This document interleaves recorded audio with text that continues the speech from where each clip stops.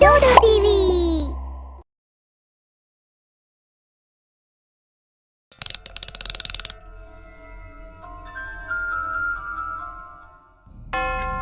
இரவு ஒரு 11 மணி ஆயிருந்தது. அபினவ் மெதுவா நடந்துக்கிட்டு ஒரு ரூம் கிட்ட போறாரு. ரொம்ப சத்தம் போடாம மெதுவா அந்த கதவை திறக்கிறாரு. அப்ப மெதுவா அந்த ரூம்குள்ள எட்டி பார்க்கறாரு. உள்ள எட்டி பார்க்கும்போது அவரோட முகத்துல அன்போட சிரிப்பும் இருந்தது. உள்ள அவரோட பொண்ணு 11 வயசான திஷா நல்லா தூங்கிட்டு இருந்தாங்க. அப்ப அபினவ் திரும்பவும் மெதுவா அந்த கதவை சாத்திட்டு திரும்பவும் ஹால் கிட்டேயே போயிடுறாரு. அபினவ் ஒரு சேர் மேல உட்காந்துக்கிட்டு டேபிள் மேல இருக்கிற அந்த லைட்டை ஆன் பண்றாரு. அப்புறம் அந்த டேபிள் மேல பாதி திறக்கப்பட்டு திருப்பி வைக்கப்பட்டிருக்க புக் இருந்தது. அதை எடுத்து படிக்க ஆரம்பிக்கிறாரு. பேய்கள் நிஜமாவே இருக்காம். இதுதான் அந்த புத்தகத்தோட பேரு. அபினவ் ரொம்ப இன்ட்ரெஸ்டோட அந்த புக்கை படிச்சுட்டு இருந்தாரு. அப்புறம் டேபிள் மேல வைக்கப்பட்டிருக்கிற காஃபி கப்பை எடுத்து ஒரு சிப் குடிக்கிறாரு. காஃபி கப்பை அவர் திரும்பவும் டேபிள் மேல வைக்கும்போது அவருக்கு விசித்திரமான ஒரு சத்தம் கேட்குது. யாரோ யார்கிட்டயோ பேசிட்டு இருக்க மாதிரி இருந்தது. அப்பா அவரு பாக்குறாரு, அந்த ஜன்னல் கிட்ட யாரோ ஒரு பொண்ணு நின்று யார்கிட்டயே பேசிட்டு இருந்தாங்க. அபினவ் அப்படியே ஷாக் ஆகி அந்த சேர்ல இருந்து எழுந்துடுறாரு. அப்போ லைட் ஆன் பண்றாரு. அந்த பொண்ணு வேற யாரும் இல்ல, அவரோட பொண்ணு திஷா தான். திஷா, என்னாச்சுமா? நீ இங்க என்ன பண்ணிட்டு இருக்க? உனக்கு தூக்கம் வரலையா? திஷா எதுவுமே சொல்லாம அமைதியா அங்கேயே நின்றுட்டு இருந்தா. அப்ப அபினவ் அவளுக்கு பக்கத்துல போய் நின்று பார்த்தா அவளோட கண்ணு மூடி இருந்தது. திஷா தூக்கத்துல தான் இப்படி பண்ணிட்டு இருக்கான்னு நினைக்கிறேன். ஆனா அவளுக்கு இந்த பழக்கம் எப்பல இருந்து வந்தது? அபினவ் தனக்கு தானே யோசிக்கிறாரு. அப்பா ஒரு திஷாவை கூப்பிட்டுக்கிட்டு மெதுவா அவரோட ரூமுக்கு போறாரு. அவரோட ரூமுக்கு போய் அவரோட ரூம் கதவை திறந்த உடனே அவங்க பொண்ணு திஷா அந்த ரூம்ல தான் படுத்துட்டு இருந்தாங்க. அதை பார்த்த உடனே அபினவோட முகமே மாறிடுது. அப்ப அபினவ் ரூமை விட்டு வெளியே பாக்குறாரு. ஆனா அங்க யாருமே இல்லை. அபினவ் ரொம்ப பயந்து போயிடுறாரு. நடந்தது எல்லாம் உண்மையா பொய்யா அப்படின்னு அவருக்கு எதுவுமே புரியல. திஷா அவளோட ரூம்லயே தூங்கிட்டு இருக்கானா? நான் அங்கிருந்து கூட்டிட்டு வந்த அந்த பொண்ணு யாரு?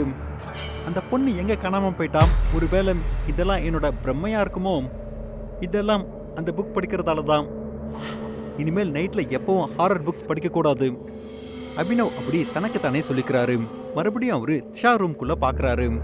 திஷா இப்பவும் பெட்ல படுத்துட்டு இருந்தாங்க. அபினவோட பார்வை பெட்டுக்கு பக்கத்துல இருக்கிற ஜன்னல் பக்கத்துல போகுது. அப்ப அவரு பாக்குறாரு, ஏதோ ஒரு பொம்பளை ஜன்னல் பக்கத்துல நின்னுட்டு திஷாவையே ஊத்து பார்த்துட்டு இருந்தாங்க. அபினவ் அவளை பார்த்து ரொம்ப பயந்து போயிடுறாரு. அப்ப அந்த பொம்பளை அபினவ பாத்துடுறாங்க. அவங்க மெதுவா அபினவ் கிட்ட நடந்து வராங்க. அபினவ் ரொம்ப பயந்து போய் லைட் ஆன் பண்றாரு. லைட் ஆன் பண்ண உடனே அந்த பொம்பளை காணாம போயிடுறா.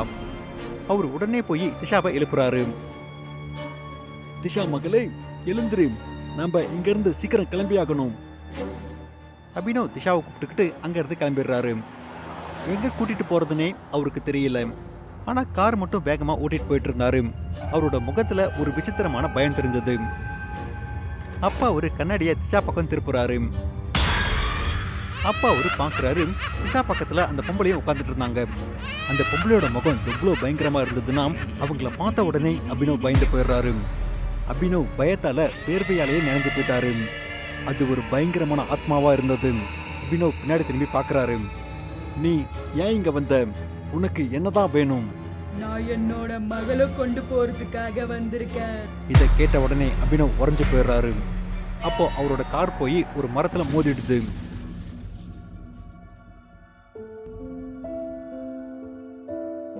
அபினவ் அவரோட மனைவி வைசாலி அவர் பொண்ணு திஷா கூட சிட்டியில வாழ்ந்துட்டு வந்தாரு. வைசாலி அபினவோட கிராமம் மாதவ் கட்ட சேர்ந்தவங்க. அவங்க அபினவோட அப்பா கிஷன் நண்பரான ராம்சிங்கோட பொண்ணு. அபினவ் அவங்க அப்பா அம்மா சொன்ன ஒரே காரணத்துக்காக எந்த ஒரு மறுப்பும் சொல்லாம வைசாலிய கல்யாணம் பண்ணிக்கிட்டாங்க. அதுக்கப்புறம் அவங்கள சிட்டிக்கு கூட்டிட்டு வந்துட்டாங்க. 2 பேரோட வாழ்க்கை ரொம்ப நல்லா போயிட்டு இருந்தது. ஆனா திஷா பிறந்ததுக்கு அப்புறம் எல்லாமே மாறி போயிடுச்சு. எல்லா அம்மாக்களுக்கும் அவங்க குழந்தைனா ரொம்ப பிடிக்கும். அதே மாதிரி வைசாலிக்கு அவங்க பொண்ணு திஷாவை ரொம்ப பிடிச்சிருந்தது. அவங்க தினமும் அவங்க பொண்ணு திஷாவை கண்ணு முன்னாடி பார்த்துக்கிட்டே இருந்தாங்க. அவங்களோட மனசுல திஷாவை எங்க தொலைச்சிடணும் அப்படிங்கிற பயம் இருந்தது. அதனால அவங்க வீட்டுக்கு மந்திரவாதியை கூப்பிட்டு நிறைய தடவை பூஜை பண்ணாங்க. ஓம் சிம ஹோம் க்ரீம் ஸ்ரீம சாமுண்டாயை விஜ்ஜஹே ஓம் சிம ஹோம் க்ரீம் ஸ்ரீமத் சாமுண்டாயை விஜய். ஓம் திரையம்பகம் யஜாமயே. ஓம் ஸ்ரீமத் சாமுண்டாயை விஜய். ஒரு நாள் அபினவ் ஆபீஸ்ல இருந்து வீட்டுக்கு வந்தாரு.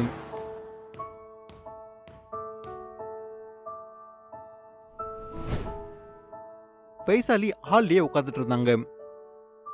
அட வைசாலி, திஷா எங்க போயிட்டா? அவ காணமே. இங்க பாரு, நான் அவளுக்காக கிஃப்ட் வாங்கிட்டு வந்திருக்கேன். நீ அவகிட்ட சொல்லாத, நான் அவளுக்கு சர்ப்ரைஸ் கொடுக்க போறேன். சரி, எங்க போனா அவ? சரி, ஓகே, நான் போய் அவளை பார்த்துட்டு வரேன். அபினவ் அந்த ரூமுக்கு போறாரு. அவரு உள்ள போறாரு. உள்ள போய் கதவை திறந்து பார்த்த உடனே அப்படியே ஷாக் ஆயிடுறாரு.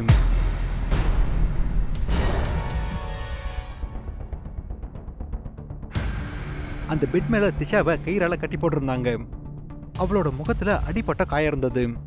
அபினவ் இதை பார்த்து அப்படியே உறைஞ்சு போயிடுறாரு. அவர் உடனே போய் திஷாவை கட்டியிருந்த கயிறெல்லாம் கழட்டிடுறாரு.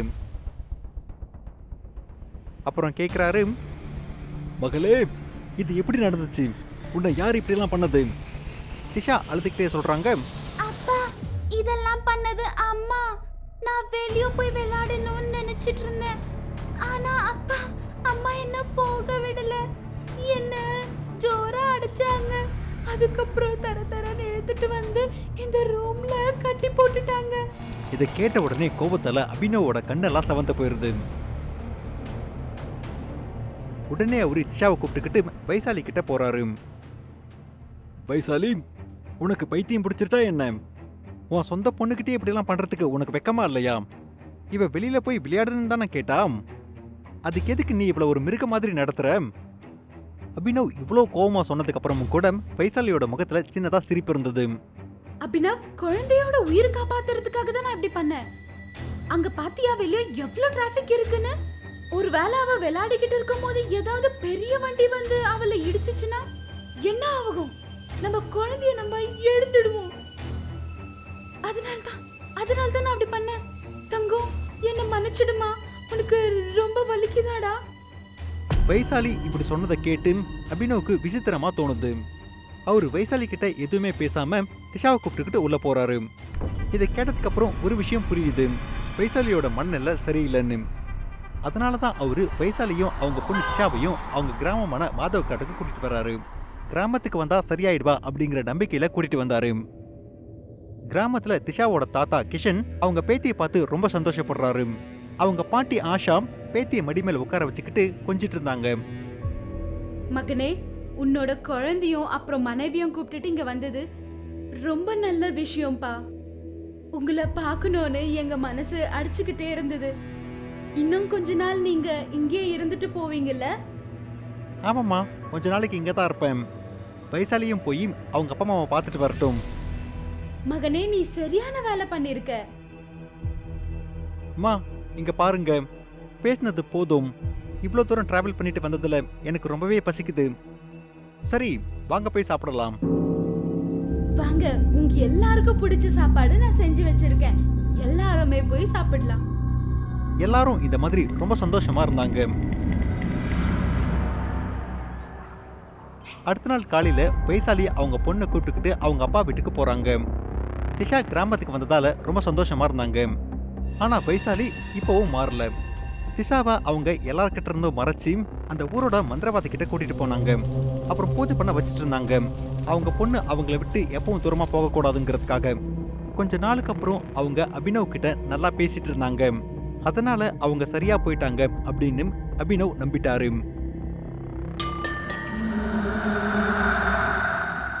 பாதி இரவு கடந்து போயிருச்சு. எல்லாம் தூங்கிட்டு இருந்தாங்க. அபினவ் அவங்க மனைவி மற்றும் பொண்ணு கூட தூங்கிட்டு இருந்தாரு. அபினவ் திடீர்னு எந்திரிச்சிடுறாரு. அந்த பெட்ல பார்த்தா அவங்க மனைவி வைசாலியும் திஷாவும் அந்த இடத்துல இல்ல. அவரு கவலையாயிடுறாரு. அப்புறம் கூப்பிட ஆரம்பிக்கிறாரு. அப்போ பாக்குறாரு, வீட்டோட கதவு திறந்திருந்தது. அவரு வெளியில போய் பாக்குறாரு. வெளியே பார்த்தா வைசாலியும் திஷாவும் ஒரு கிணத்து பக்கத்துல நின்றுட்டு இருந்தாங்க.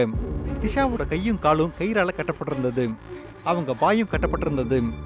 திஷா உதவிக்காக கத்தணும்னு நினைக்கிறாங்க. வாய் கட்டப்பட்டிருக்கிறதால அவங்களால கத்த முடியறதில்ல.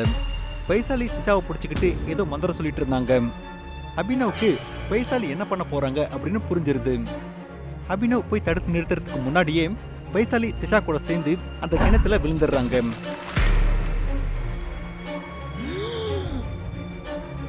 அபினவும் அவங்கள காப்பாத்துறதுக்காக அந்த கிணத்துல குதிச்சிடுறாரு. அபினவ் கைத்தை பிடிச்சுக்கிட்டு மேல வந்தபோது அவரு கூட அவங்க பொண்ணு திஷா மட்டும்தான் இருந்தாங்க. அவரு வேற யாரையாவது கூப்பிட்டு வைசாலியும் காப்பாத்திருக்கலாம்.